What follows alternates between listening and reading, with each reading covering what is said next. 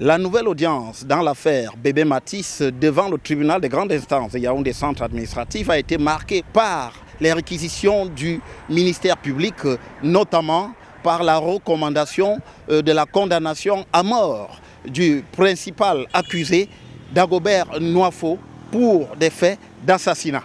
Le procureur de la République qui a mené ces réquisitions a notamment estimé qu'il y avait eu préméditation.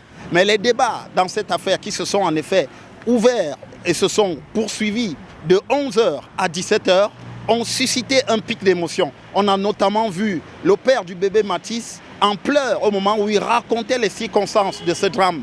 Un drame qui était survenu après une altercation entre lui et Dagobert Nwafo.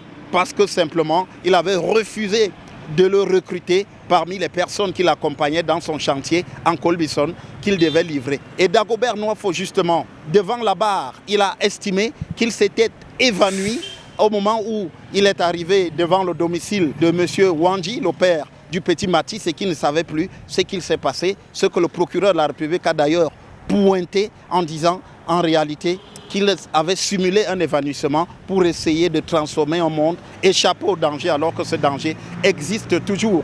Le procureur de la République, justement, dans ce dossier qui s'est montré très perspicace dans ses réquisitions, estimant notamment qu'il y avait lieu de requérir la peine de mort en s'appuyant sur l'article 276, et il a jeté un effroi dans la salle d'audience, la salle S4, lorsqu'il a brandi ce poignard qui a servi à Dagobert Nwafo, un poignard long de 40 cm.